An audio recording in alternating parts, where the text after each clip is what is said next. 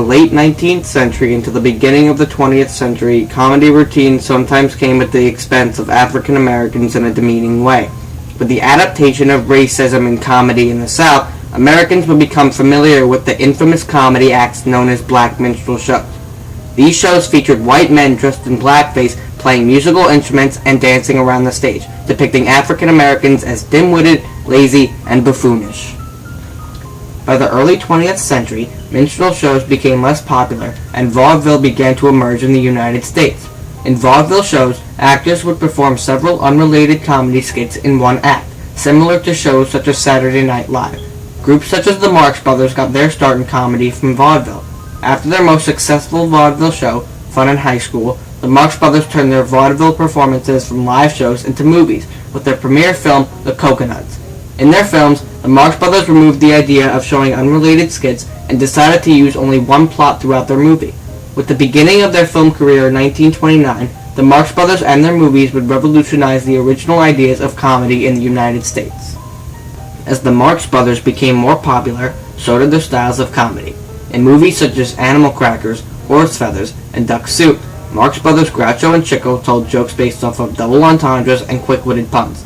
By telling these types of jokes, the Marx Brothers adapted the speaking style of paraprostogians, which are sentences that are so unexpected that the listener has to reinterpret the first part of the sentence in order to understand the joke. Groucho uses these in movies in order to insult the character of the movie for a laugh. He also frequently uses them to have the viewer first think about the sentence in figurative terms, only to find out that the joke is in its literal terms. In addition to Groucho's quick-witted puns, Chico and one of their other brothers, Harpo, made the audience laugh by pulling pranks on the minor characters. These scenes typically are unrelated to the actual plot of the movie, yet are hilarious because of their absurdity. In the majority of their sketches, Harpo and Chico start toying around with a minor character, who becomes annoyed until he or she eventually walks away, or until the director of the movie decides to end the scene. Just for that, I'm going to tear you limb from limb, limb from limb. I'm going to take them, do the same.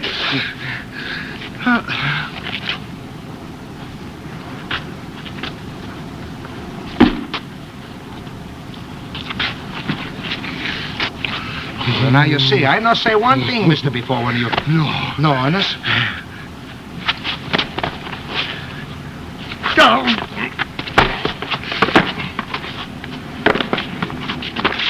In all of the Marx Brothers films, Harpo does not speak because he was told that his voice did not fit his personality, yet at the same time, Chico spoke with an Italian accent because it suited his own character. The Marx Brothers characters succeeded in the movie media as no other characters had before, as exemplified by Harpo playing a pantomime in a talking movie and Chico intentionally changing his accent. When asked a question, Harpo points to the object that would be his answer. Harpo also carries around many gadgets and gizmos in his belt, such as a car horn, giant scissors, and an axe. Sometimes when told about a specific object, Harpo pulls out from his pockets the exact same object. For example, after Harpo disturbs his science class in Horse Feathers, Groucho talks about not being able to burn a candle at both ends. Harpo then reaches into his pocket and literally pulls out a candle with both ends lit. This idea goes along with Groucho's use of having the audience think figuratively when Harpo in this situation is thinking literally. Groucho then tells a female classmate that she will have to stay after school to serve Harpo's punishment because, quote, it won't be fun keeping him after school, end quote. This is also a part of Groucho's paraprostogian speaking style. Harpo purposely made his own character unintelligent because he believed that he would be liked more if he played a brainless and goofy character. He also did this so that he could incorporate different plays on words in many of the scenes he acted in. An example of this is when Harpo was asked for a flash, or flashlight by Chico, to which Harpo pulls on his own skin, thinking Chico meant flesh. Harpo is also shown many times in the background of the scene running around and chasing girls who are scared by him. In addition to creating puns and pulling pranks, many of the funniest scenes from their movies are due to the ridiculousness of the scenario, such as the football scene from Horse Feathers. Hi, diddle, diddle, a cat in the fiddle. This time I think we go through the middle. Hi!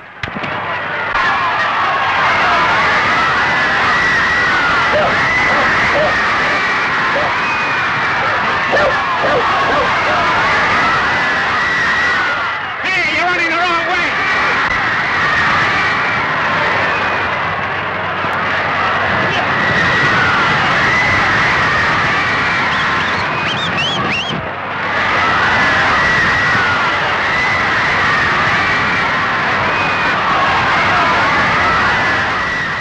The appearance of the Marx Brothers also makes people laugh because of how wacky their outfits are. Groucho with the cigar, grease paint mustache, and grease paint eyebrows make him one of the most recognizable characters in the history of comedy, as well as an inspiration for props such as the glasses and mustache disguise.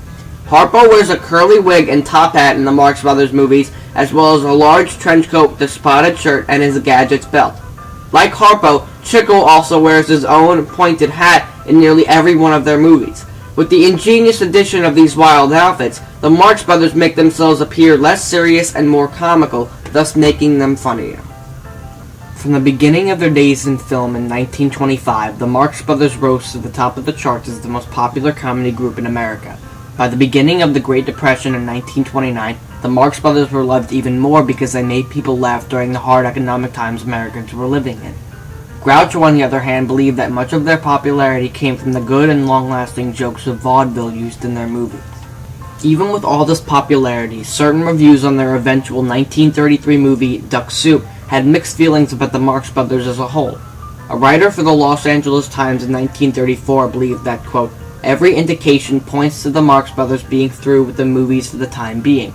They played the exact game for what it was worth, but the screen is relentless in its exactations on comedians. It's their duty to be funnier in each succeeding picture, end quote.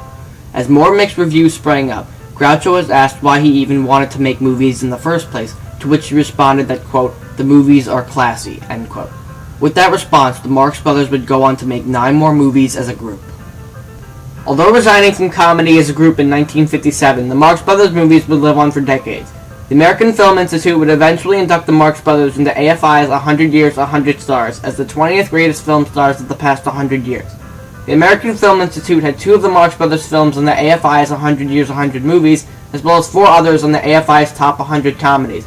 Groucho would also go on to receive an honorary Oscar at the 46th Academy Awards in 1974. After the Marx Brothers era had passed, many more actors and comedians would create some of their best work from influence of the Marx Brothers. In 1977, comedian Woody Allen would direct his Academy Award-winning film, Annie Hall. In this film, Woody Allen based his main character's vision of his relationships off of Groucho Marx's joke that says, quote, I would never want to belong to any club that would have someone like me for a member, end quote. Woody Allen created this movie by using the backbone of a romantic comedy where the idea of true love is expressed. He also made this movie by tweaking the comedy styles of the Marx Brothers in terms of removing the out-of-control scenes, but at the same time keeping the double entendre jokes. Woody Allen would also go on to direct his romantic comedy Everyone Says I Love You. This title in itself is a reference to the song that was sung by the Marx Brothers in Horsefeather.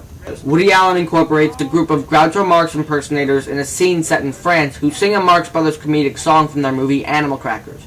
These impersonators dress up as several different Groucho Marx characters and, while dancing, they intentionally run around like they're insane in order to emphasize the absurdity of Groucho Marx in his movies. Woody Allen played around with some of the comedy styles of the Marx Brothers to create Academy Award-winning movies of his own. The Marx Brothers created some of the best comedy in the 20th century through the revolutionizing of black minstrel shows. They did this by replacing racism with double entendres, paraprostokians, and puns. With this replacement, the Marx Brothers created comedy gold with movies such as Duck Soup and A Night at the Opera. These films would go on to win American Film Institute awards and would help earn Groucho Marx an honorary place in comedy history as indicated by the awards that he won. With the end of the Marx Brothers movies, comedians such as Woody Allen would use the Marx Brothers as a platform to reform their style of comedy. Woody Allen created many other masterpieces as well as Annie Hall and Everyone Says I Love You, using many techniques developed by the Marx Brothers combined with the comedy genius of Woody Allen himself.